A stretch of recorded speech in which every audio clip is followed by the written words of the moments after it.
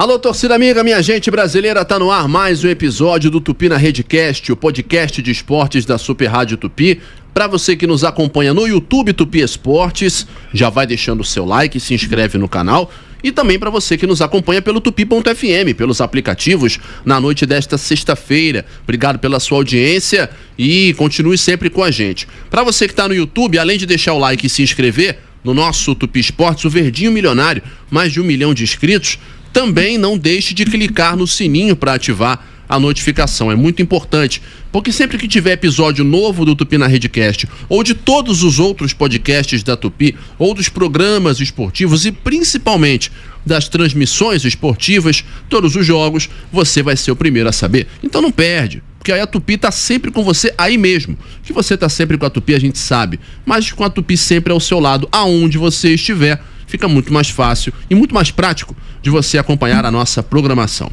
Aqui no Tupi na Redcast de hoje, sempre toda sexta-feira, toda semana, trazendo para você as informações, os bate-papos, as notícias e, é claro, a sua participação aí do outro lado, que é sempre o mais importante.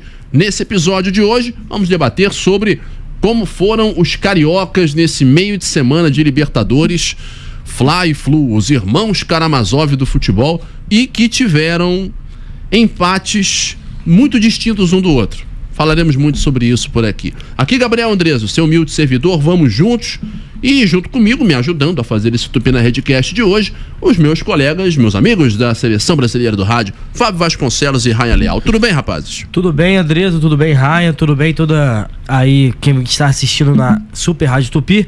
Vamos falar sobre os cariocas, vamos falar sobre empates que, como o Andreso falou, né, bastante distintos um do outro, e vamos embora. Bom, prazer estar com vocês aqui, na nossa audiência aí.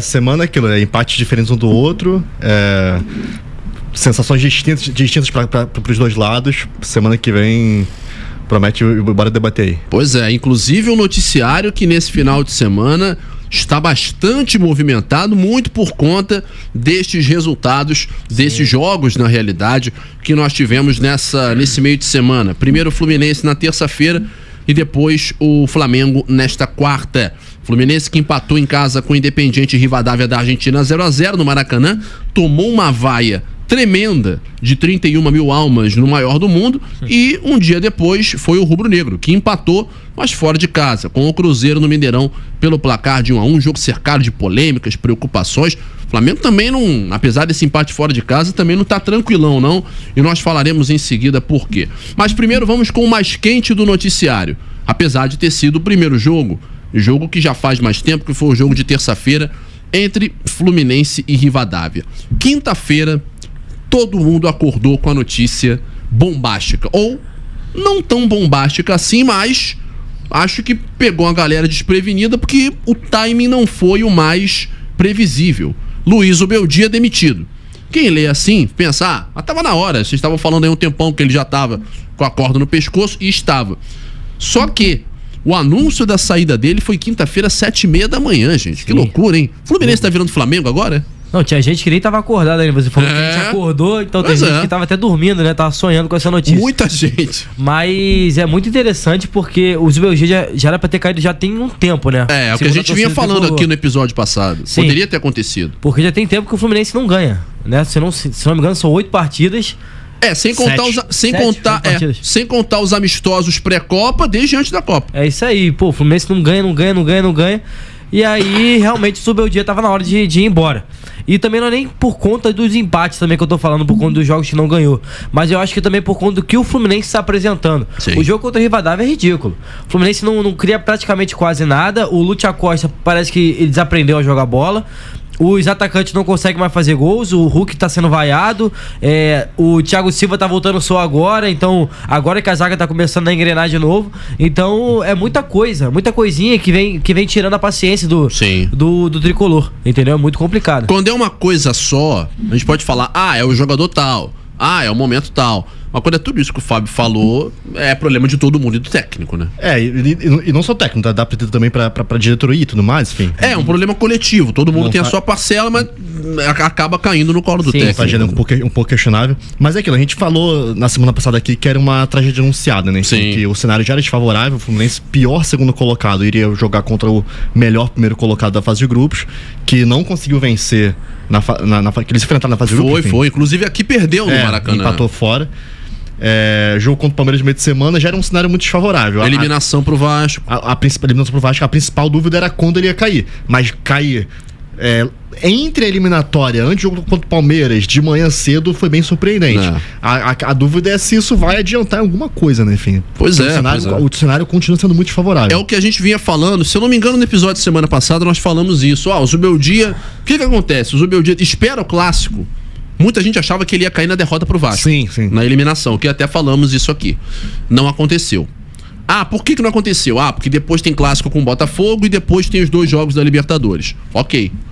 Teve o clássico com o Botafogo, o Fluminense não conseguiu ganhar. Empatou em 1-1. Até mostrou um poder de reação, mas empatou. É clássico.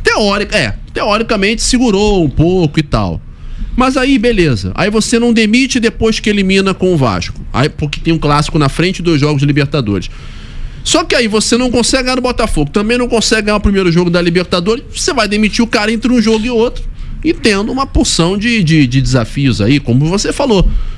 Vai adiantar alguma coisa a essa altura? Sim, e agora vai vir o Marcão de novo, né? Com certeza. Protocolo Marcão, que você tinha falado. Marcão, e assim, porque eu não vejo ninguém assumindo o Fluminense agora. Porque quem vai trazer? Vai trazer quem? Vai trazer o Tite? Vai trazer... Por quem tá livre no mercado? Renato Gaúcho que tava lá agora. Mas o Renato Gaúcho não deve vir porque ele saiu mal do Fluminense. Ele saiu exatamente... Não exatamente igual o Zubeldia, até numa situação melhor. E foi ele que pediu pra sair, né? E ele pediu pra sair. Então, a diretoria não queria que ele saísse. Então acho que ele não viria. Então não tem treinador que você fala assim, não, esse cara aqui é certo, é um treinador conhecido. Vai ter que fazer aposta. Que nem o Vasco fez, por exemplo, com o Pedro Emanuel e tá dando certo. Mas vai ter que buscar alguma coisa que não seria a tranquilidade, a zona de conforto. É o bombeiro, né? Isso aí, vai ter que buscar um bombeiro. Ou manter o Marcão no final do ano. Ou manter o Marcão, mas... Que é o que eu acho que vai acabar acontecendo. E assim, quando eu digo bombeiro, o cara... como é que pode o Fluminense tá no incêndio se é 4º colocado no Campeonato Brasileiro, ou 5º colocado? Tudo bem, faz uma ótima campanha, uma boa campanha no Brasileiro, mas... A paciência do torcedor tá nas tampas, né? Até muito por conta dessa campanha na Libertadores e da Copa do Brasil. Mas eu também acredito que o Marcão vai acabar ficando até o fim do ano. Acho que não tem nem muito pra onde correr o Fluminense, né? E diante desse cenário, assim, sendo bem honesto, fica difícil você acreditar em título, né? Já que só tá na Libertadores e no Brasileirão. O Brasileirão é inviável, vai ficar Flamengo e a Libertadores já vai ter que ganhar lá. O foco tem que ser em ficar no G4 no do Brasileirão e garantir a classificação pra Libertadores no jogo que vem. E assim, tá tudo bem, né? O mundo não vai acabar se o Fluminense não for campeão esse ano. Mas também tem que prestar atenção porque, assim, como o Cruzeiro tá fazendo de subir pra caramba, o Fluminense também, com todo respeito, com essa fase pode começar a descer pra caramba. É lógico. Então tem que tomar muito cuidado com isso. Como já está descendo, por não ter vencido ainda desde a Copa, né? Dentro do Brasileirão. Essa perda de oportunidade de vitórias em casa, isso faz uma diferença. É porque o Fluminense fez um primeiro turno realmente muito bom. Criou uma gordura boa. Mas se continuar, né? Com essa sequência de resultados, a tendência é despencar. E eu vou falar uma coisa aqui. Muita gente fala que os 3 melhores elencos do futebol brasileiro é Flamengo, Palmeiras, que pra mim são indiscutíveis, e aí vem o Fluminense. Me desculpa, gente, eu não consigo acreditar que o elenco do Fluminense é tão absurdo assim. A ponto de só ter Flamengo e Palmeiras à frente. Isso, porque, assim, sinceramente... a gente tem o Lúcio Acosta que tava fazendo uma ótima temporada. Caiu muito. Começou a mostrar realmente que ele era um jogador que tava jogando na MLS. Não era um jogador que tava jogando, numa Europa da vida. Aí tem o Hulk, que já tá bastante velho, né? Já passou da idade. E infelizmente não tá conseguindo fazer bons jogos com o Fluminense. Já não tava conseguindo fazer com o Galo. Na reta final do Galo ele já tava meio barro, meio tijolo. Isso aí. E aí tem o Savarino que também não tá conseguindo encontrar mais o futebol dele. Aí o John Kennedy que vai, mas não vai. Agora tá machucado, infelizmente, uma tristeza. Aí, na zaga, o único zagueiro que realmente, na minha opinião, que ele é, no mínimo, aceitável, é o Thiago Silva. Que aí sem dúvida nenhuma, ele é um monstro. Claro. Só que o Freitas, gente... O Freitas muito tricolor já reclamou do Freitas. O Gemes não mostrou o que veio. Não acertou ainda, né? Isso. O Ignacio também é outro que é ok. E o Igor Rabelo acabou de voltar, pois entendeu? É. E fez 2 partidas ok contra o Vasco, só que não é nada demais. Então, a gente for ver o elenco em si, aí, tem o Guga, que também, é aquele mais ou menos. Aí o Samuel Xavier também não tá na melhor temporada da vida dele. Então tá bastante complicado. O único que eu acho que se salva bastante mesmo lá é o Martinelli. Que pra mim o Martinelli é, assim, supra-sumo de atleta. Eu acho muito bom o Martinelli. Mas se a gente for olhar pro elenco mesmo, o elenco não é tão bom assim, gente. Eu acho que do meio pra frente, talvez o Fluminense seja top 3, mas numa média geral é discutível, como disse o Fábio, porque realmente no meio pra frente você tem um time que tem Ganso, que tem Hulk, que tem Cano, que tem Soteldo, que tem, Canóbio. Não vou falar do Castilho, porque o Castilho até agora vem sendo uma negação. Mas sabe, o próprio Hércules, o Martinelli, que é muito bom jogador, é um jogador muito identificado com o Fluminense, é um time que tem qualidade, Savarino, não está acertando. Agora, realmente a defesa é uma preocupação muito grande, mesmo porque é uma defesa que toma gols em quase todos os jogos. Sim. Verdade que não tomou nesse, mas também se tomasse de novo do Rivadavia em casa, eu acho que seria um problema muito, muito grande. Eu acho que o sério é que assim, eu pra mim, acho que briga com o Cruzeiro ali em terceiro. Eu vejo o Cruzeiro um pouco mais à frente, questão de peças. Mas elenco num todo, né? Sim, a questão é que assim, você tem Savarino, Acosta, que eram os principais jogadores do Fluminense no começo do ano, John Kennedy. Quando o John Kennedy se machuca, Savarino começa a jogar mal, Acosta começa a jogar mal, Thiago Silva se machuca, você não tem peças de reposição à altura. Esse é o problema. Né? Quando a gente começa a jogar mal ou se machuca, você não tem peças de reposição à altura. Aí o time começa a não corresponder. Então, e aquilo, não dá pra cobrar que o Fluminense, o Botafogo, o Vasco, enfim, o Atlético Mineiro tenham 2 times completos como o Flamengo e o Palmeiras tem. Ainda não. É o preço de você não ter o poderio que o Flamengo e o Palmeiras tem. Claro. Aí quando os principais jogadores não começam a responder ou tem algum problema, como o John Kennedy teve, você começa a sofrer e acontece isso, entendeu? É um problema. Realmente o Fluminense vai ter que se arrumar pra isso. A última escalação do Zubeldia foi a seguinte: Fábio, Guga, Ignacio, Thiago Silva e Guilherme Arana, Martinelli, Hércules e Nonato, Hulk, Castilho e Soteldo. Ele mudou bem esse ataque, né? Porque ele não vinha jogando com esses 3 de titulares. E primeira vez que o Hulk joga com um 9 do lado dele, né? É verdade. Ele que jogando de 9. O Hulk jogando na sua posição de origem mesmo, né? A posição de origem do Hulk mesmo é lateral esquerdo, mas isso é no tempo do Ronco. Segundo atacante, ponta ali. Atacante mais pelo lado direito, que é o jeito que ele jogou há muito tempo no Porto, né? Vendo o gol de frente também. Isso, jogou de frente pro gol, exato. Não de costas, né?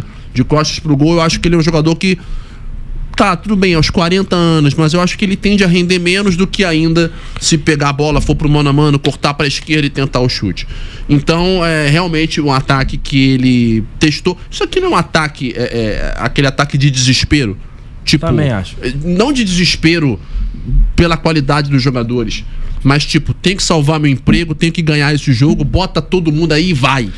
O ataque que vem jogando com o Savarino, o Canóbio, a Costa, não vinha rendendo, então tinha que fazer alguma coisa. Só que as peças que tem pra trocar são essas, né? Então exato. Tem que fazer. É isso aí. E assim, gente, você falou de novo, né? Hulk, Castilho e Soteldo. Isso. Você acha que esses 3 jogariam em qualquer time do futebol brasileiro sem ser Flamengo e Palmeiras? Hoje não. Hoje não. Hoje muito mal estão jogando no Fluminense. Sim.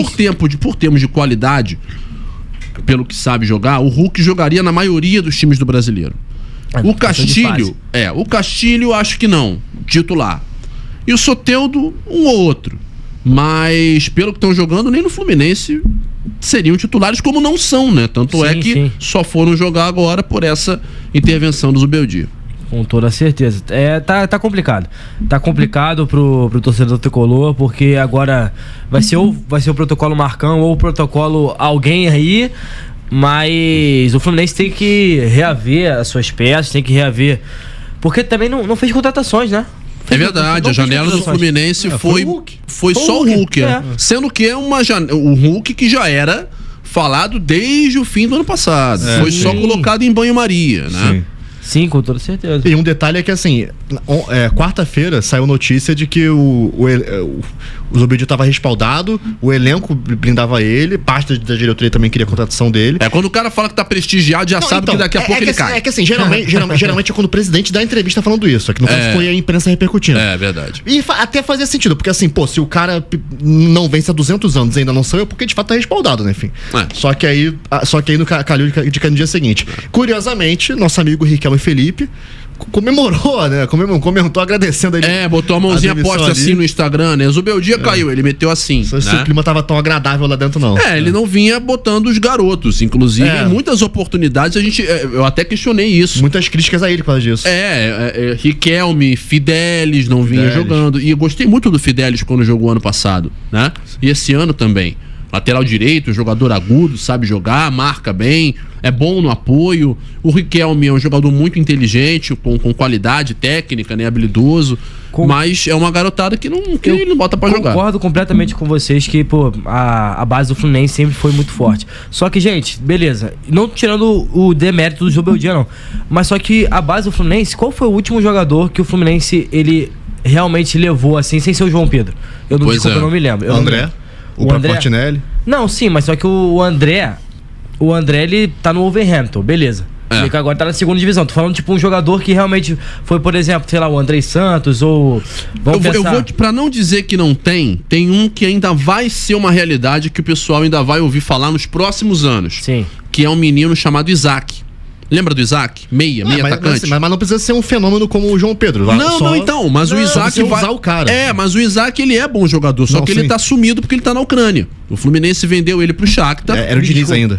Então, eu acho mas ele ainda não é uma realidade. Também, né? O Cauã Elias. Cauã Elias também. Mas é mais ou menos a mesma época que o João Pedro. Mais ou menos a mesma época. O João Pedro surgiu em 21, em 19. Cauã Elias foi bem depois, 22, 23. É verdade. Mas enfim, então mas de qualquer maneira, o Cauã Elias e agora o Isaac talvez seja esse nome, né? Mas o Fluminense vendeu ele mais cedo do que vendeu o João Pedro e mais cedo do que vendeu o Cauã Elias. O Isaac nem teve continuidade no time principal, hoje joga na Ucrânia e acho que não vai ficar nem mais um ano na Ucrânia. Vai aparecer até porque é um dos poucos camisa 10, um dos poucos meias armadores que o futebol brasileiro realmente tem. E na Ucrânia é fácil você jogar assim. O problema é quando tu chega na Inglaterra, o cara manda você jogar de ponta pelo lado, marcando lateral, etc. E aí lá se vai a camisa 10. Mas é verdade, o Fluminense, ele já revelou mais esse tipo de jogador. Não, ou não tem oportunidade, entendeu? Porque o Zubeldia também. No São Paulo também ele não usava base também, entendeu? Pois isso é um ponto. E assim, se a regra for o João Pedro também fica difícil também, né? Por isso que eu não tô falando, não tô tirando demérito nenhum do Zubeldia, porque eu também acho que tinha que colocar o Riquelme, tinha que colocar o Fidelis, sim. Mas eu tô falando também que a base do Fluminense também tem que voltar a ser a base do Fluminense. É claro. Entendeu? Que não tá mais sendo tão gigantesca assim como era. Entendeu? Bom, naturalmente existe essa preocupação em relação ao Fluminense e muita dificuldade pro time criar. Esse meio-campo também, eu falei aqui do ataque que o Zubeldia colocou, mas esse meio-campo sem nenhum meia armador de início, também será que não foi a receita do problema? Porque você vê o meio-campo com Martinelli, Hércules e Nonato. É um meio-campo que sabe jogar, mas que não tem essa profundidade toda para chegar. Com um ataque que você tem o Soteldo por uma ponta, que é um jogador que obrigatoriamente só pode fazer essa função pelo lado esquerdo. Aí você tem o Hulk, que pode jogar em mais de uma função, mas é um jogador mais pesado e o time tem que jogar em função dele. E o Castilho, que não tá vendo a cor da bola. Será que não é exatamente por isso que encontrou tanta dificuldade? Então, a mesma questão do ataque, né? Assim, quem vem jogando não estava rendendo, precisou trocar por quem tinha. No meio, a mesma coisa. Aquele meio com Hércules e Martinelli são meio intocáveis de qualquer forma. Né? Sim, sem dúvida. Mas é aquilo, Acosta, mesmo jogando mal, não deveriam sair. O Acosta não está rendendo. Então, a opção que tinha era ou o Ganso ou o Nonato. Confiar no Ganso para jogar 90 minutos é difícil. Sim. Você tem o Nonato, que o único 10 ali reserva dele seria o Ganso, o Riquelme não vem sendo usado. Vale lembrar que contra o Vasco, no jogo de volta, o Nonato entrou no lugar da Costa e o time melhorou. Então, talvez ele tenha pensado nisso e tal, só que as coisas não funcionaram. Pois é, mas melhorou num contexto de que o Vasco já vencia o jogo também. E o Fluminense tinha que ser reativo. Mas conseguiu ser, porque fez o gol com o Martinelli e quase empatou. Mas é a opção que tinha ali. Assim, o fato é que para a próxima temporada o Fluminense precisa rever muito a questão da montagem de elenco. Total, assim, de você ter peças não à altura, mas assim, que consigam resolver problemas do elenco. Rodar também. O elenco melhor, né? E é muito triste o que aconteceu com a Costa, né? Ele tá saindo vaiado agora dos jogos. Pois é. É uma coisa que realmente não dá pra entender. E é claramente um bom jogador. Sim, claramente, pô. Tanto é que a temporada que ele tava fazendo no começo nas primeiras rodadas do Campeonato Brasileiro, ele estava sendo como talvez o melhor meio do Campeonato Brasileiro, pô. Ele um dos poucos jogadores realmente pensadores no meio-campo, assim, pensadores que eu digo no sentido desse camisa 10 mesmo, né? Jogador que fura bloqueio, que joga entre linhas e que deixa o ataque em boa condição. E uma coisa que o torcedor tricolor tava reclamando muito dele é que ele não chutava de fora da área. É verdade. Ele não chutava. Agora, tipo, no último jogo, agora contra o Botafogo e contra o Rivadavia, eu vi que ele chutou um pouquinho mais de fora da área. Mas é isso. Jogador que quer fazer gol, jogador que quer ser grande, ele tem que chutar de fora da área. Porque, às vezes ele chuta, desvia num cara, entra, ou às vezes ele dá um chute da vida dele, faz um golaço. Só tu vê o Pulgar. O Pulgar, ele é um cara que sabe chutar? Sabe chutar. Só que ele acertou um golaço contra o Vitória, e agora nesse jogo contra o Cruzeiro, ele acertou outro, só que não tava valendo mais o lance. Pois é. Mas então, pra mostrar que, tipo assim, ele sabe fazer, então tenta, entendeu? Tem tudo a ver com confiança também. Só que tem aquilo também, se vários jogadores do mesmo setor não estão jogando bem ao mesmo tempo, que também tem alguma coisa meio errada. É lógico. Não é só pela questão individual. Era só o John Kennedy que estava jogando e o cara se machucou. Né? Pois o Fluminense ainda deu esse azar, porque se tem o John Kennedy ontem, talvez mesmo com tudo isso ainda poderia ter vencido. Talvez 1-0, hein? 1-0 ou 2 até, e o Zubeldia ainda estaria lá, mas, né, enfim, são as circunstâncias que acontecem e o Fluminense, portanto, fica nessa complicação e tem que ganhar terça-feira em Mendoza para se classificar. Jogo terça-feira, 7 da noite. Fluminense fora de casa. E eu tava vendo até os números do Zubeldia. Os números no todo nem são tão ruins do Zubeldia. O Zubeldia teve, se eu não me engano, 15 vitórias, 7 empates e 6 derrotas. 4 pro Vasco. Sendo que dessas 6, 4 foram pro Vasco. Isso é que me surpreendeu. Uma loucura. E o torcedor se atenta a isso também, né? Claro. Fica difícil. Mas é porque também, nesses últimos tempos, o Fluminense tem perdido muito pro Vasco, né? Isso pesa muito, né? Derrota em clássico pesa muito pra qualquer técnico. Mesmo com o Vasco com times bastante questionáveis, ele, mesmo assim, o Vasco conseguia jogar contra o Fluminense. Eu realmente achei que o Vasco não ia conseguir passar pelo Fluminense nessa fase da Copa do Brasil. Não, ainda mais com o jogo que fez na volta. O jogo da volta do Vasco foi muito bom. Claramente jogou. Na ida acho que os dois foram muito mal. Foi um jogo feio. Foi um jogo bem feio, mas no segundo o Vasco foi claramente melhor que o Fluminense, de uma maneira que eu não esperava. E porque também, claro, o Vasco teve seu mérito, mas o Fluminense não viu bola. O Fluminense jogou 10 minutos daquele segundo jogo, que foi o momento em que o Vasco fez 2-0 e ficou com o bumbum lá atrás. Eu acho que o Pedro Emanuel recuou demais o time. E as mudanças na altura do Zubeldia surtiram efeito, como disse o Raio. O Nonato entrou, o time melhorou. Dado o contexto ali do Vasco se recuar. Dado o contexto, exato, né? Um jogo contra o Rivadavia, que os caras vêm tudo atrás, você tem que atacar. Isso não funcionou. E dificilmente iria. E aí o Fluminense fez o gol. Só não fez o segundo porque o Arana jogou lá na casa da tia. Ô tia, jogou lá longe. E poderia ter sido 2-2. A história, de repente, hoje era completamente diferente do que a gente está relatando. Mas futebol é futebol. Pois é. O Fluminense heróico devolveu o 3-2 do Brasileirão. Já pensou? Poderia ter acontecido. É verdade. Poderia ter acontecido. E acho que se o Fluminense empatasse aquele jogo, podia vir. Viraria no tempo normal, como o Vasco fez no primeiro turno. Isso aí. O Vasco perdia por 2-0. Quando fez 2-1, eu pensei, o empate a essa altura pro Vasco já não é ruim. Mas quando empatou com o gol do Spinelli, eu falei, o Vasco vai virar esse jogo. E acabou virando. E eu acho que o Fluminense, se tivesse feito aquele gol com o Arana, se tivesse empatado o jogo logo depois do gol do Martinelli, acho que teria classificado, mas isso não aconteceu.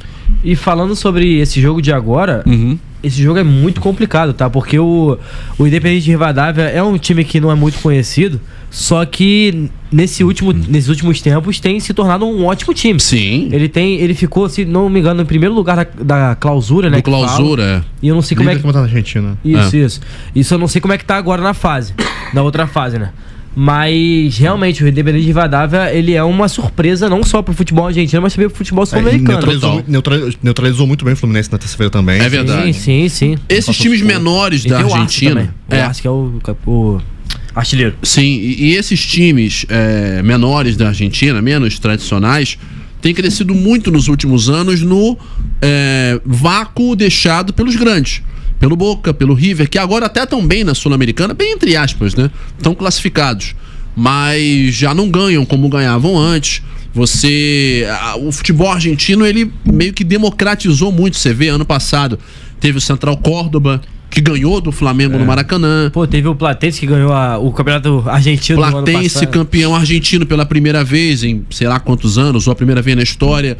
Defensa e Justiça, campeão de uma Sul-Americana não faz muito tempo atrás. Então, assim... vários. É verdade. Muitos times. Então, então, claramente, o Rivadavia é um desses. O Rivadavia, nesse momento, ele é o 7º colocado no Clausura, com 7 pontos, mas com 2 vitórias, 1 empate e 1 derrota. Porque começou agora Começou agora a segunda parte do campeonato. Aliás, desculpa. Esse aqui é o Clausura, e no Apertura o Rivadavia foi o primeiro, sim, foi. com 34 pontos, então 5 pontos à frente do River Plate e do Argentino Júnior. Agora, nessa segunda etapa, ele é o 7º colocado. O líder é o próprio Argentino Júnior, que inclusive estava há muitos anos sumido. Sim. E provavelmente ano que vem estará nas competições continentais de novo. Aí você pergunta, e onde é que está o River Plate? Em último, na lanterna, com 4 derrotas em 4 jogos. E é inacreditável, porque o time do River Plate está muito, muito bom em questão de peças. E os caras estão botando dinheiro, né? Correia, o Almada, que chegou agora também, né? Não jogou. O Otamendi. O Otamendi chegou também. Tem o Acunha, tem muito jogador bom. Não, é um bom time. E agora estão botando mais dinheiro lá, né? Tanto é que trouxeram o Almada, né? Botaram dinheiro na mesa. Há muito tempo que o River não fazia isso. Sim. E conseguiu fazer uma grande contratação, que é o Thiago Almada. E eu acho que realmente vai acabar rendendo bastante. Mas são clubes que, de fato, o Barracas Central também está indo muito bem no Campeonato Argentino, o Ginásia, né? Jogou contra o Vasco. Enquanto os tradicionais, os mais tradicionais, estão sofrendo. Então, para fechar Fluminense, tem que vencer em Mendoza de qualquer maneira, jogo difícil. Muito difícil. E o que dá para esperar de Marcão com esse time? Assim, Marcão sempre fez bons trabalhos quando assumiu no Fluminense, né? Teve 2019, depois do Osvaldo. Sim. 2020 ali no final da temporada. 2016 também. A gente espera que ele consiga, assim, reanimar o elenco, enfim, chacoalhar o elenco e confortar os caras ali, enfim, tentando potencializar eles mais ali, dado quem tá ali. E eu não duvido nada que o Marcão, ele passe na Libertadores, tá? Porque o Marcão, ele normalmente é assim, como nosso amigo Ryan falou, ele entra, ele resolve problemas e do nada começa a ir malzinho e sai. Entendeu? Até o Fluminense achar. Quando a pilha acaba, Marcão, valeu, mas agora arrumamos aqui o bonitão, sei lá das quantas. Por isso que eu não duvido nada que ele passe aí do Rivadavia, todo mundo fala, caraca, o Marcão é gênio, daqui a pouco ele vai lá e sai. E também existe uma conversa na torcida aí, né? Zero informação. Muita gente querendo que ative o modo Felipe Luiz, né? Igual o Flamengo fez. Mas é bem mais difícil. Eu te falo que se o Fred tivesse no clube há mais tempo como técnico do Sub-20, eu acho que isso poderia até acontecer. Porque ele chegou semana passada, ele estreou semana passada de técnico do Sub-20. Ele foi campeão com o Sub-20 aí Intercontinental. Intercontinental era outra coisa. Ele foi campeão do Sub-17, do Sub-20. No mesmo ano. Campeão mundial, Intercontinental, isso enfim. Aí, já é outra coisa. Contra o Olympiacos do Maracanã. Não tinha chegado na hora. Pois é, e também o hype, né, dele como ídolo, que é muito parecido com o do Fred no Fluminense. Mas os resultados apareceram muito rápido, né? E aí a coisa acabou acontecendo. Se o Fred tivesse mais tempo de casa como técnico do Sub-20, eu acho que ele estaria bem cotado para trabalhar até junto com o próprio Marcão. Mas eu acho que nem o Fred ele pensa nisso ainda, porque, foi o que tu falou, ele acabou de fazer o primeiro jogo dele. Pois é. Imagina, depois do primeiro jogo ele vai lá e vai assumir o Fluminense nesse negócio que tá o Fluminense. Aí, pode ser que não vá bem no comecinho e acaba. Aí começa a ficar complicado. Fica difícil mesmo pro Fluminense, mas tem esse confronto então terça-feira em Mendoza, 7 da noite, a necessidade do tricolor de vencer para se classificar. Isso aí. Agora, falando do Flamengo, e daqui a pouquinho nós vamos voltar também para falar de Fluminense, para citar esse confronto com o Palmeiras, que vai ser no sábado, vai ser amanhã, exatamente no Maracanã, 4h30 da tarde. A Tupi transmite, viu? 4h30 da tarde desse sábado, Fluminense e Palmeiras no Maracanã, promessa de grande jogo, e a ver se o Tricolor consegue realmente essa vitória, finalmente essa vitória depois da Copa. Mas em relação ao Flamengo, a gente fala, nem todo placar diz tudo sobre um jogo, nem todo resultado diz tudo sobre um jogo. A gente está falando de um empate aqui do Fluminense, que nesse contexto todo foi muito ruim. O Flamengo também empatou 1-1 com o Cruzeiro lá em Belo Horizonte, também na quarta-feira no Mineirão. Saiu atrás, conseguiu empatar, mas pode ter perdido o Bruno Henrique, que saiu lesionado, né? Saiu mancando no Mineirão, e naturalmente é uma preocupação. Arroio fez 1-0 e Lucas Paquetá veio do banco para fazer o gol de empate. O Flamengo, que depois da Copa vem com 2 vitórias e 3 empates. Se o Fluminense não ganhou, o Flamengo ainda não perdeu. E agora consegue esse empate fora de casa contra o Cruzeiro. O jogo em si, para a gente falar sobre a partida, muitos falavam que era o jogo do ano. Vai ser o melhor jogo do ano, o jogo mais importante. O jogo acompanhou isso em termos de qualidade, ou foi só um jogo mais físico, mais nervoso? O que vocês acharam da partida como um todo e da postura do Flamengo? Que são assim, o Flamengo tecnicamente está mais acima, mas o Cruzeiro também é um bom time. Mineirão fora de casa, jogo de Libertadores importante, meio tenso, era esperado que, assim, esperado que fosse ser como foi, enfim, disputado, brigado. O placar achei bem justo até. Entendeu? Assim, e a tendência é que ficasse tudo em aberto mesmo. Não, e como o Ryan falou, era um jogo muito, muito complicado. Era um jogo grande. Sim. Né? Porque o Cruzeiro, ele tá numa fase absurda, que tava... Tanto é que a gente tem que lembrar que o Cruzeiro já foi lanterna do Brasileirão. E agora, se não me engano, tá em quinto ou sexto. Tá em quinto, né? Quinto ou sexto. Pô, tá no G6. Então, é uma fase absurda agora do Cruzeiro. O que o Cruzeiro tá fazendo... Poderia estar mais na frente se não fosse o trabalho do Tite. Né? Sim, o Cruzeiro é quinto colocado, com uma vitória a mais que o Bahia, mas 33 pontos também. Então, pra você ver como o Cruzeiro tá começando a subir bastante na tabela. Então... eu acho que era, sim, um duelo muito difícil pro Flamengo. Ainda acho o Flamengo favorito, ainda mais que vai jogar agora dentro de casa. Só que o Flamengo também tem que abrir o olho, porque esse Cruzeiro não é bobeira não. Pô, tem Matheus Pereira, Caio Jorge, tem o Gerson, né, conhecido aí do torcedor flamenguista. Tem o William, que é um ótimo lateral, digo assim de passagem, que também podia ir para a seleção. Esteve cotado, inclusive, né? Ele estava na seleção olímpica do Rio, de 2016. 16, é verdade, bem lembrado. Bem lembrado. Ó, tem um zagueiro também chamado Jonathan Jesus lá também, que é bom zagueiro.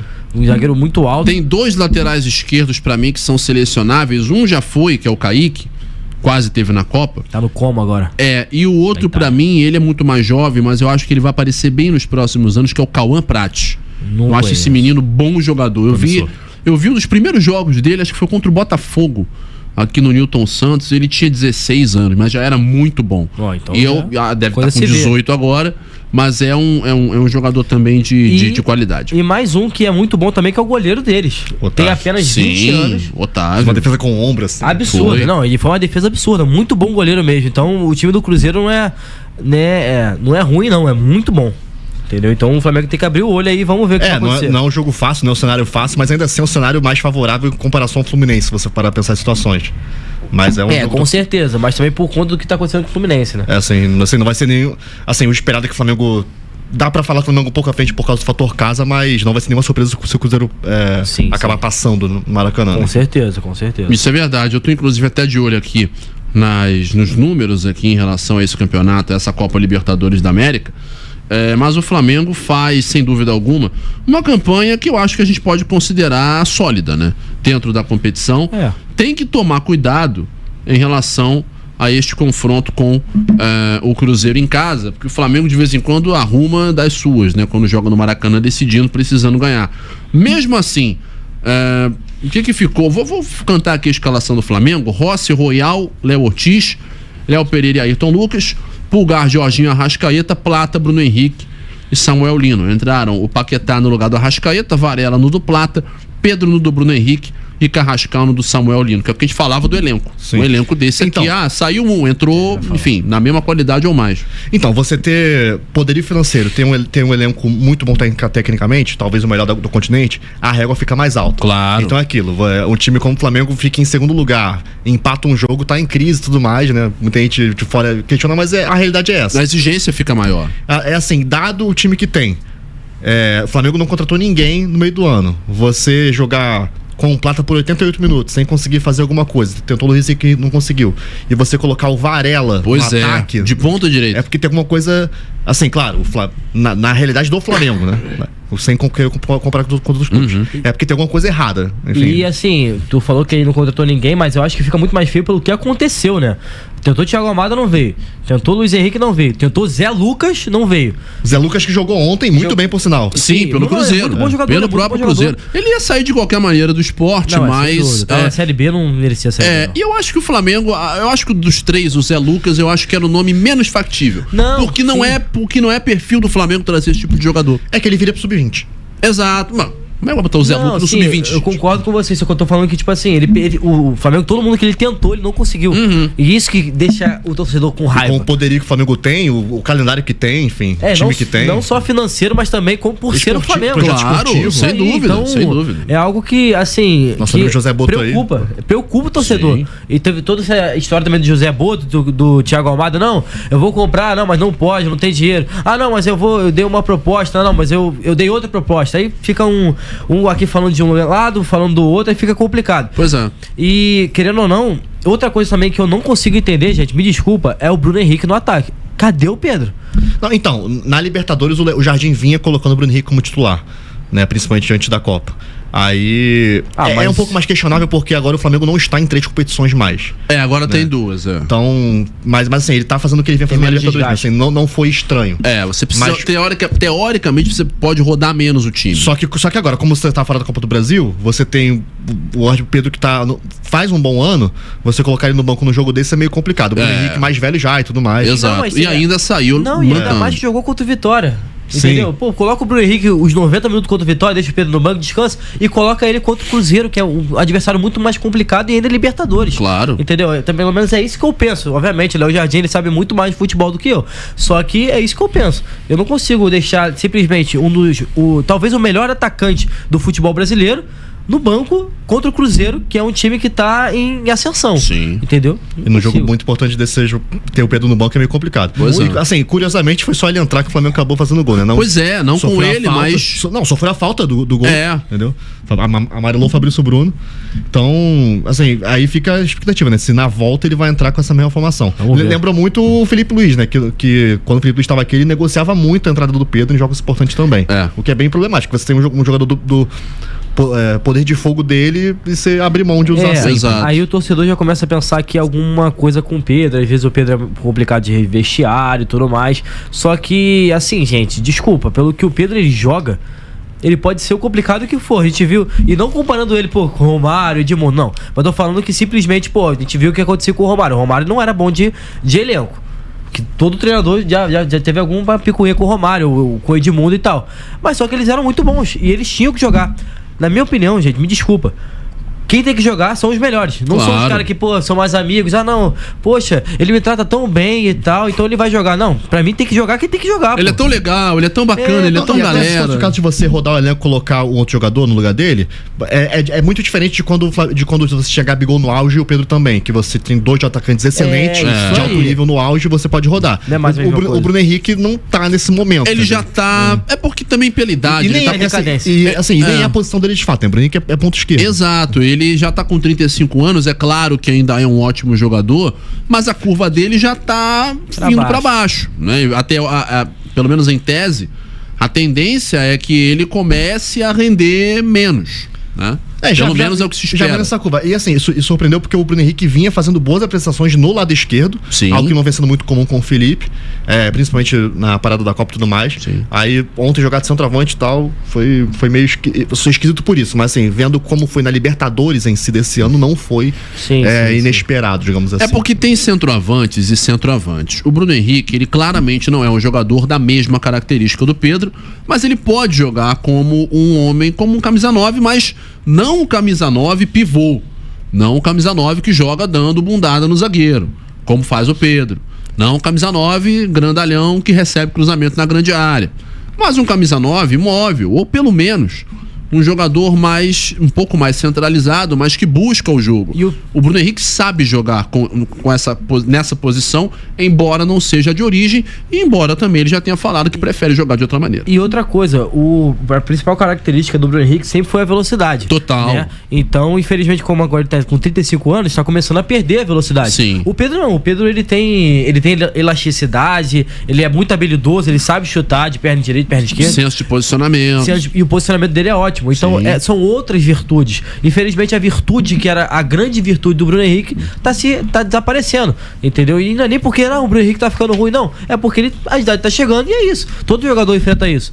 Entendeu? Então, por isso que eu acho que o Pedro tem que ser titular e, tipo assim, absolutaço. Sem dúvida nenhuma. Agora, vocês falaram em relação a essa questão de não conseguir trazer reforços. O torcedor do Flamengo, ele se preocupa muito, sobretudo com essa questão. E aí, será que não é também por parte dos próprios dirigentes uma irresponsabilidade na hora de dizer certas coisas? Porque aí o cara fala, olha, vou comprar uma Almada, vou trazer uma Almada. Ah, mas é caro demais, é um investimento que a gente não está podendo fazer agora, vamos focar em outras coisas. Mas aí você volta alguns meses no tempo e o presidente fala, olha, mas nós temos 1 bilhão para gastar. E quando você fala isso, ainda que seja verdade, o torcedor cobra. Porque é isso que ele vai lembrar. Ele vai lembrar, olha, mas não tem 1 bilhão pra gastar? Cadê o Almada? Cadê o Luiz Henrique? Cadê o próximo que vai surgir aí? Eu não sei quem vai ser, enfim. Vamos pensar em algum nome aí, sei lá. Cadê o Eric Lira do México? Sei lá, algum nome desses aí qualquer. Eric Lira foi longe mesmo. É um bom volante. Inclusive o Cruz Azul tava dando ele de presente, 3 milhões de dólares, né? Alguns clubes poderiam ir atrás dele. Mas, sabe, qualquer desses jogadores. Então, de certa maneira, não é uma pressão desnecessária, às vezes, que o Flamengo se coloca, não o Flamengo em si, mas quem o comanda, no sentido de acabar pressionando também o próprio clube, o próprio time, na realidade, porque você não conseguir resultados esportivos faz parte. Você não conseguir trazer alguns jogadores também faz parte. Mas, a partir do momento em que você chega botando uma banca que você até tem, e que você pode botar 2 metros na mesa e mandar medir, mas que você na hora chega... Porque se estivesse ganhando, ninguém tá nem aí pra isso. O Flamengo ia continuar rico, o Flamengo ia continuar sem o Luiz Henrique, sem o Almada, mas ia continuar ganhando. Só que quando não ganha, tudo vira problema. Vocês não acham isso? A comunicação do senhor Luiz Eduardo Batista nunca foi das melhores, né? Desde antes de virar presidente. Aí você faz um PowerPoint lá no final do ano, fala que tem dinheiro pra cacete e tudo mais, e... agora passa por isso, fica meio complicado. Não tem, né? E assim, é aquilo, você não ter 35 milhões de euros pra pagar o Luiz Henrique não é nenhum problema, né? É caro mesmo, claro. Você pagou 40 milhões de euros do Paquetá no começo do ano. A questão é aquilo, a questão é mais como você se coloca diante disso. Exato. O Flamengo ia enfrentar o São Paulo, fez aquele negócio lá pro Arrascaeta. Aí ele falou, puxa, tinha aquela história que o Flamengo não tava pagando empresário e tudo mais. Ele falou, não, vai pagar o Almada, não tem dinheiro pra pagar empresário, tem uma coisa errada e tudo mais. Só que aí quando você não contrata, tudo bem que não foi exatamente por essa razão, fica meio complicado, claro, a imagem fica ruim, né? Exato, é um problema de imagem, principalmente. E era isso que eu ia falar, o Ryan foi perfeito nisso. Como que você contrata um jogador que, com todo respeito, gente, ele, é assim, o Paquetá é um ótimo jogador, só que ele não vale 40 milhões de euros. Isso é inflação cara, o que empresário faz no futebol brasileiro, no futebol mundial, é uma loucura. O Rodgers, que é a reserva da seleção de Inglaterra, custa 135 milhões de euros, é um absurdo, mas é claro que isso respinga no futebol como um todo e aí também. A Premier League hoje, ela tá muito superfaturada. Muito. Você vê, por exemplo, hoje o Savinho, teve uma notícia que o Tottenham tá querendo ele por 85 milhões de euros. Pô, loucura. O Savinho não vale 85 milhões de euros. Um ótimo jogador, é um bom jogador, ok. Eu queria ele no meu time, com toda certeza. Só que ele não vale 85 milhões de euros. Jamais. O Elliot Anderson, aquele volante que foi pro City por 115 milhões de euros. Sim. Ele não vale 115 milhões de euros. Reserva da seleção inglesa. Me desculpa, não tem como, gente. O futebol inglês está muito superfaturado. Então o Flamengo tinha que ser um pouquinho mais inteligente, um pouquinho mais sagaz nisso e ver assim, caraca, o Paquetá, ele daqui a 1 ano, ele vai estar livre no mercado. O West Ham não vai renovar com ele. Beleza, então eu vou esperar um aninho e vou trazer outra pessoa. Pô, vou trazer o Almada, vou trazer o Luiz Henrique, vou trazer o Eric Lira, como o nosso amigo Gabriel Mendes falou aqui. Muitos jogadores bons que o Flamengo pode trazer por 40 milhões de euros. Pode trazer 1, 2, 3 jogadores. Mas só que o Paquetá, gente, não valia 40 milhões de euros. E ainda mais que faltava só um aninho pra acabar. Se o Flamengo espera um ano, o Paquetá vinha de graça pro Flamengo. Ou seja, não custaria nada aos cofres do Flamengo, só obviamente o salário. Questão salarial, exato. Mas, caraca, você... Que não é nada que o Flamengo não pudesse pagar. Isso, e pelo que o Babi falou, tem R$1 bilhão na conta, então não tem problema nenhum. Então, você podia muito bem não ter trago agora o Paquetá e ter trago o Almada. Você podia muito bem não ter trago o Paquetá e ter trago o Luiz Henrique, que é um jogador que o torcedor do Flamengo quer muito por conta do que tá acontecendo na ponta direita. Então... eu acho que é muito mais um erro de planejamento também do que também falar. Não é pra falar, mas também foi um erro de planejamento gigante. Desde o começo com o Felipe Luiz. Ter demitido o Felipe Luiz depois de um 8-0, que eu nunca vi isso na minha vida. E nem eu. Acho que não vamos ver de novo. É um negócio assim, de se assustar. O Flamengo quase caiu pra segunda divisão do Carioca. Quase caiu, mas pô, quase que não classificou. Isso ia ser uma vergonha. Pois é. Não classificou entre 8. Sim, então... quer dizer, classificou, mas quase não classificou. É algo que tem que se pensar, não só pelo que o BAP falou, mas também pelo que o BAP planejou. Entendeu?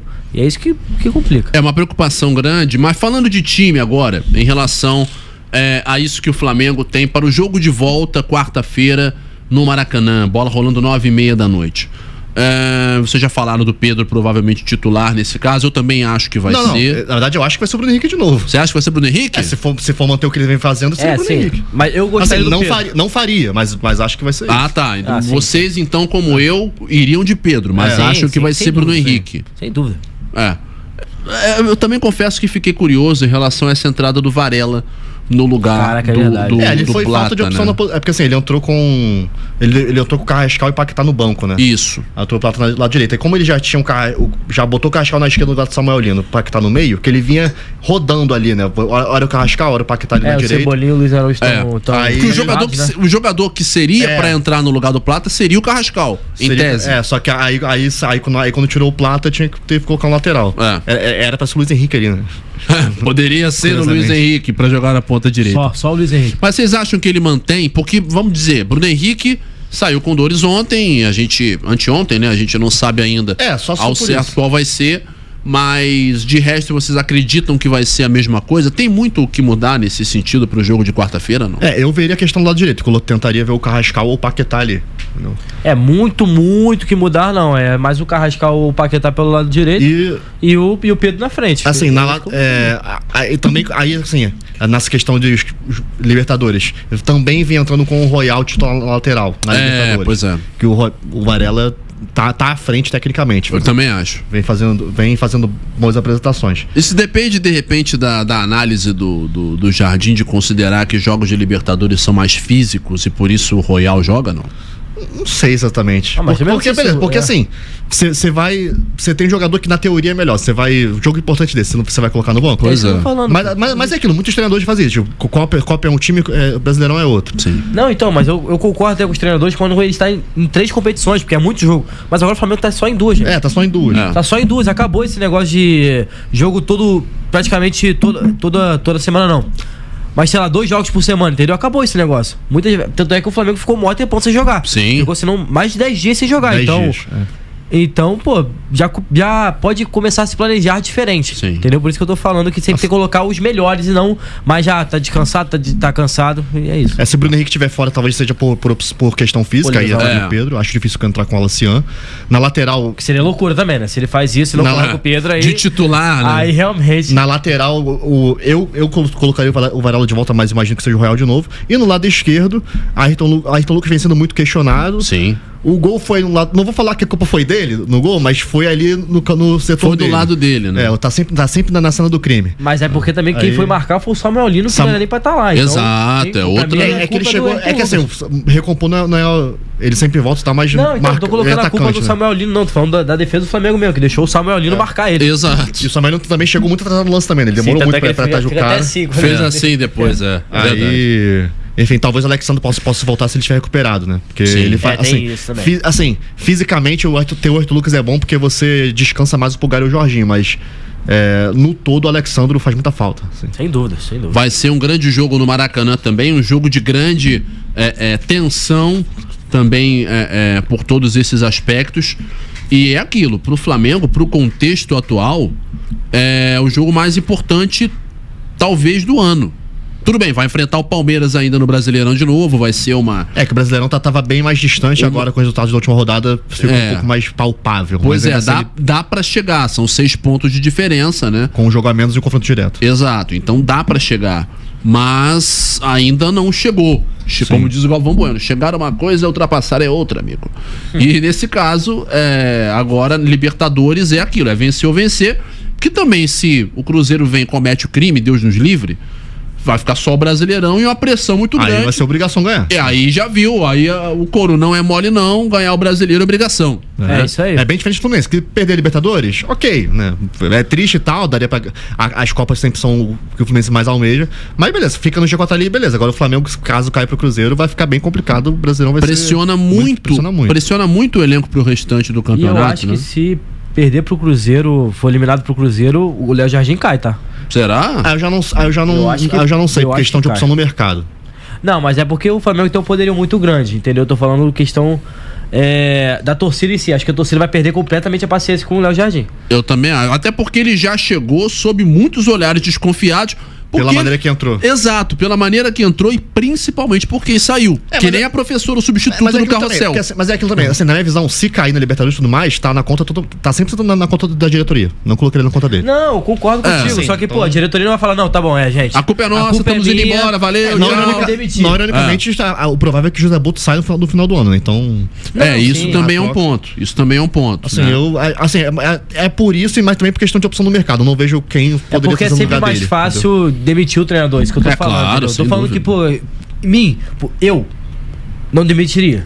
Mas só que, acho que a diretoria fala assim, gente, a gente fez, coisa errada aqui, vamos então abaixar aqui pra baixo do pano e vamos tirar o Jardim e falar que a culpa foi dele. Que é o que eles sempre fizeram no futebol, né? Sim. É o que o dirigente sempre faz. Olha, fizemos besteira, erro de cálculo, isso, parada pão duro. E realmente, eles não vão pedir pra sair, até porque mudança na diretoria do Flamengo. Se tiver, só no final do ano que vem, que é quando tem eleição. Sim. Então, se for mudar alguma coisa, vai mudar. Vai mandar o jogador embora? Não vai. Tem contrato pra caramba, não vai mandar, não vai rescindir, porque senão vai entrar os tubos aí de processo.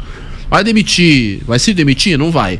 Vai mandar o treinador embora. Mas a observância realmente pra quarta-feira vai ser isso. Vamos ver. Se o Flamengo vencer, mil maravilhas, se não, pode ser que o Portuga se complique. Agora, antes disso, o Flamengo joga contra o Mirassol, que é um adversário difícil lá no Maião, né? Lá no interior de São Paulo. Falando sobre esse jogo em particular, sobre esse confronto, dá pra pensar em palpite de placar, não? Precisa, assim... Não, o Flamengo tem obrigação de ganhar. Precisa vencer, né? Tem obrigação de ganhar. Porque não é nem só por conta do que tá acontecendo, mas também por conta de ser, com todo respeito, o Mirassol, né? E também para não deixar o Palmeiras distanciar. Não, tem detalhe, Mirassol no Maião não é uma tarefa fácil. Eu concordo com vocês, estou falando que pelo que o Mirassol está na tabela e o Flamengo está na tabela, é obrigação do Flamengo ganhar. O Mirassol, eu acho que ele nunca perdeu um jogo, ou já perdeu algum nesse Brasileirão? Já no Maião? Posso conferir aqui. Cara, porque ano passado não perdeu nenhum. No passado não perdeu nenhum. Inclusive, na última rodada foi 3-3 Flamengo e Mirassol, ou 4-4. Flamengo com o time sub-20. Flamengo com o time sub-20 foi 3-3 ou 4-4. Acho que perdeu sim, cara. Esse ano? Acho que teve alguma notícia. Não me lembro. Mas enfim, de qualquer maneira, se perdeu uma vez ou duas no máximo, e é muito difícil isso acontecer. Sim. Então ainda é um jogo muito complicado, mas tem que torcer contra... também o Palmeiras vai ter que torcer pro Fluminense no sábado. Isso aí, o torcedor do Flamengo vai ter que torcer pro Fluminense. Pois é. Aliás, Fluminense e Palmeiras, esse jogo também promete bastante. Promete bastante. E, assim, não falando mal do Fluminense e nem falando, caraca, não é, o Palmeiras vai ganhar, mas é muito difícil o Fluminense fazer alguma coisa nesse jogo aí, por mais que ainda tá sem técnico. Talvez venha o Marcão, aí o Marcão vai ter que mexer lá nas peças.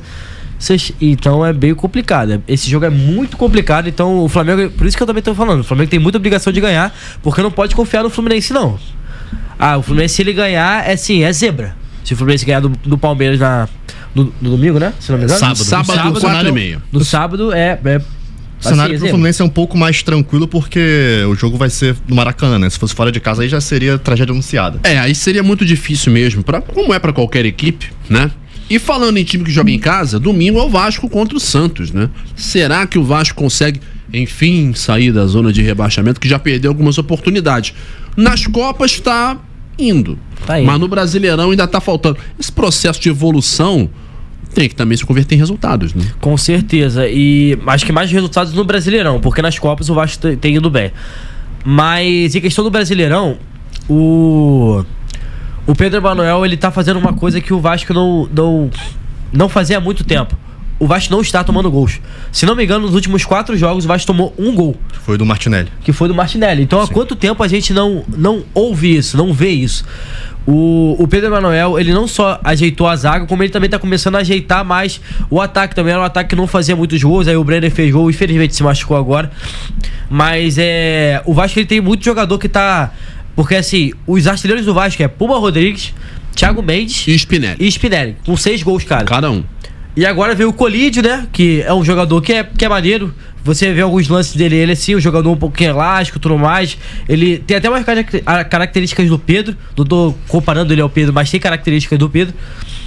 E principalmente o jogador que pra mim foi a melhor contratação da temporada, que foi o Sousa.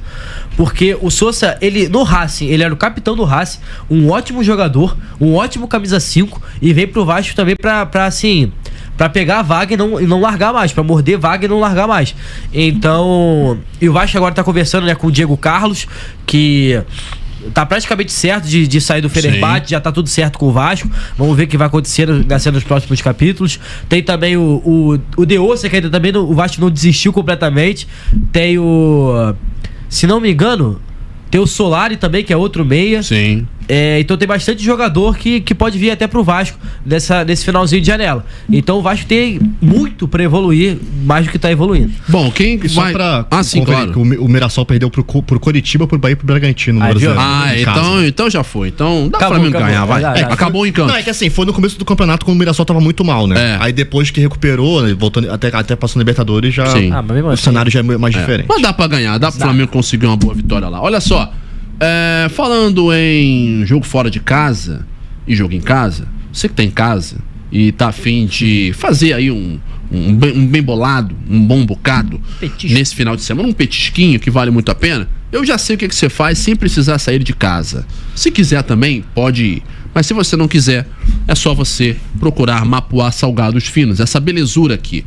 Você liga ou manda o zap para 996517070 ou liga para 24465484 e 24354342. São mais de 30 sabores de salgadinhos e mais de 40 sabores de bolos, doces e tortas. É uma maravilha.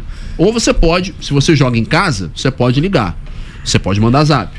Mas se você joga fora de casa, você pode ir lá na estrada do Mapuá número 70, lá na Taquara, que você vai direto na fonte e leva para você esses salgadinhos maravilhosos que nós iremos atacar daqui a pouquinho. Esses salgados que tem um elenco melhor do que Palmeiras e Flamengo, né? É verdade. Esses aqui, ó, coxinha, quibe, rissole, queijo de presunto. É só jogador grande. É uma maravilha, só tem craque. Então, você faz que nem a gente. Vai lá na Mapuá, liga, manda o zap 996517070. É isso mesmo. Ou liga 24465484, 24354342. Mapuá Salgados Finos, pense certo, pense Mapuá.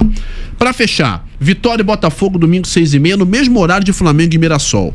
Botafogo também precisa confirmar essa subida dentro da tabela, mas não é um jogo fácil, até porque o Vitória do Barradão é encardido. O Botafogo que não perdeu ainda, no momento que a gente crava, não perdeu ainda depois da Copa do Mundo, mas tá bem no Brasileiro, venceu o Cruzeiro, fora de casa foi uma grande vitória, empatou com o Fluminense, vive um bom momento ali, acho que... Mas é aquilo, jogo difícil, acho que o empate tá bom, dado o contexto. E o Botafogo também, foi o que o Ryan falou, né? Ele tá surpreendendo bastante porque tá acontecendo tudo o que aconteceu, né? O Botafogo foi hexa antes do Brasil, questão de transfer ban. Então, é muito complicado, mas Vamos ver. O Botafogo tá melhorando, tá com boas peças, tem bons jogadores que apareceram, como o Barreira, tem o atacante também que veio da base, o Lucas Emanuel, que também que é um bom atacante. E vamos ver, né? Se o Franco Carvalho continua fazendo um bom trabalho que ele tem feito, mesmo com tudo que tá acontecendo no Botafogo, mesmo o Botafogo não podendo contratar muito. E o goleiro que, também chegou e tá fazendo o seu trabalho, um bom trabalho. Né? O goleiro do famoso goleiro do UAU, que não sei se vocês viram. O Arlerson. O Arlerson, que ele tem uma entrevista que ele sempre fala uau e tal, essas coisas.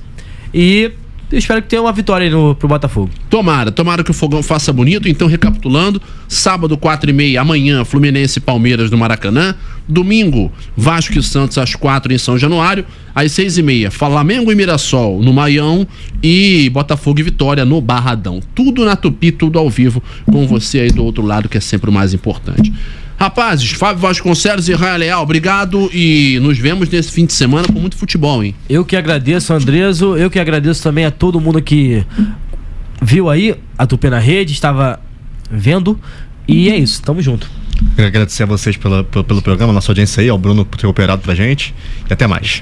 É isso, nosso Bruno Valentim, nossa voz do além, que está lá nas carrapetas e fazendo brilhantemente seu trabalho junto conosco, também nos ajudando nesse Tupi na Redcast, que volta semana que vem com mais informações, com notícias, com bate-papo. Se inscreve no canal, no Tupi Esportes, clica no sininho, ativa a notificação, que sempre tem conteúdo novo pra você aqui no canal do futebol da Tupi. Obrigado pelo seu carinho, pela sua audiência. E nos vemos na próxima. Grande abraço. Tamo junto.